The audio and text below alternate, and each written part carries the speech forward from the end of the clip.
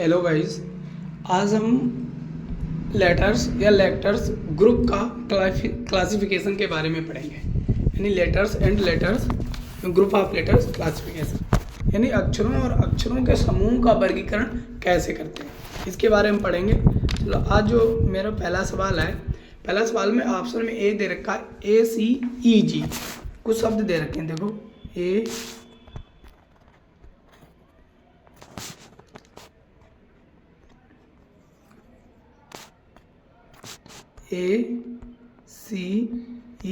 और G, इनके numbers देखिए ACEG, क्योंकि ये 1 नंबर पे आता है, ये 3 पे, ये 5 पे और ये 7 पे।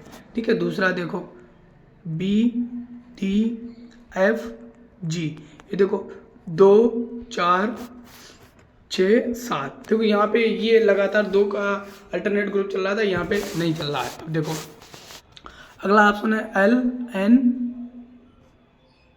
JLNP। देखो J होता है 10, L होता है 12, N होता है 14, P होता है 16। ठीक है, अगला देखते हैं SUWY। देखो S होता है 19, 21, 23, 25। देखो इन तीनों में हमें दे रहा है कि हर शब्द के बीच में 2 को ऐड किया गया, तब आगे हमें अगला नया वर्ड मिला। लेकिन यहाँ पर लेटर मिला, यहाँ पर ऐसा नहीं है। यहाँ पे 2 4 6 के बाद यहाँ पे 8 होना चाहिए, तो यहाँ पे क्या है 7 है। इसलिए मेरा ऑप्शन सी इसमें अलग है। ठीक है, जो मैंने वर्गीकरण किया उसमें इन 3 ऑप्शनों में से बी जो है, बी ऑप्शन अलग है सबसे। ठीक है, चलो अगला सवाल करते हैं। अगला सवाल है FIGH। अब देखो FIGH, देखना ध्यान से इसे, FIGH। देखो FGHI, ऐसी सीरीज मिला, F के बाद G आ रहा और H के बाद I आ रहा। देखो दूसरे वाले में देखो CGEF, देखो C के बाद F आ रहा है। ठीक है, C के बाद F आ रहा है और E के बाद G आ रहा है। तीसरा ऑप्शन देखो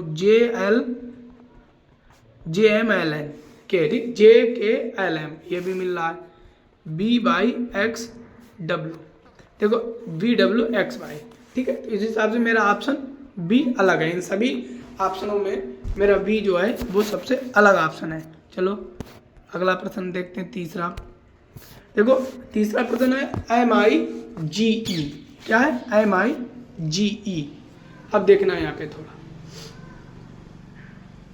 यहाँ पे इसने देखना MIGE।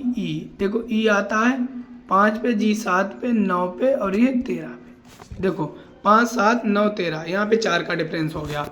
यहाँ पे देखना XTQO, यानी ये 16, ये 17, ये 20, ये 20 और ये 24। देखो 1 का, फिर 2 का, फिर 3 का। ठीक है, ठीक, अंतर इनके बीच में देखो। और अगला ऑप्शन है मेरा इसी प्रकार से मेरे समझ से आ रहा है, इसमें ऑप्शन ए करेक्ट है। और सब में इनमें I के बाद 2 का गैप, फिर NK के बाद 2।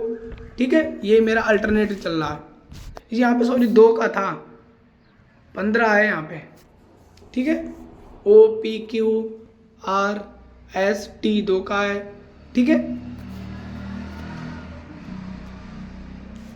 और अगर चलो अगला क्वेश्चन करते हैं हम, चौथा क्वेश्चन है मेरा VNP। अब देखो यहाँ पे VNP, देखो VNP, देखो B का कितना होता है 2, N का कितना होता है 14, P का कितना होता है 16। इन दोनों को जोड़ के लिखा गया। GIR, G का होता है 7, I का होता है 9, इसे जोड़ेंगे 9 7 16 होने चाहिए। यहाँ पे R 18 है, कितना है 18। तीसरा ऑप्शन देखो LM का बाई, देखो L का होता है 12, M का होता है 13, 12 13 25। TAU, T का होता है 20, A का होता है 1, U का होता है 21। ठीक है, तो ऑप्शन बी करेक्ट है। ठीक है, अगला प्रश्न, पांचवा प्रश्न देखते हैं। पांचवा प्रश्न क्या है, DWHS। इन देखो इन दो शब्दों का योग 27 हो रहा है। देखो 4 23, 8 19। ऑप्शन बी देखो BYDW, 2 25, 4 23। ठीक, अगला है CWFS, देखो C का 3, W का 23, F का 6, S का 19। ये 23 नहीं हो रहा है, 26 होगा, ये 25 होगा। चौथा ऑप्शन देखो, ये मेरा ऑप्शन मिल गया, यहाँ पे C ऑप्शन बिल्कुल करेक्ट है। B और बाई 25 होता है, E भी 25 होता है, JQ भी 27 होता है, ठीक है। तो मेरा ऑप्शन C करेक्ट है इसमें। छठा सवाल देखते हैं, BDH, और ये सवाल अच्छा है थोड़ा। BDH देखो 2 4 8, 2 दूनी 4 दूनी 8, यानी दुगना होता चला रहा है। CFL देखो 3 6 12, ठीक। यहाँ पे EJU, E का होता है 5, J का होता है 10, U का होता है 21, ये अलग हो गया। DHP 4 8 16, ठीक है। तो मेरा ऑप्शन C करेक्ट है।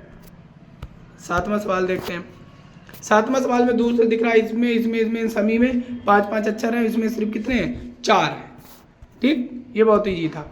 आठवां क्या है, देखो यहाँ पर इनमें नंबर डिफरेंस का भी है, योग का भी है, वॉवेल का भी है, 2 का योग है, मल्टीप्लिकेशन से है, सबसे हमने आपको बताया। देखो इसमें देखो, ये इन 3 ऑप्शनों में सभी में वॉवेल दिख रहे हैं। क्या दिख रहे हैं? वॉवेल दिख रहे हैं सभी ऑप्शनों में। और ये अकेला ऑप्शन है जिसमें सभी कॉन्सोनेंट है। देखो इसमें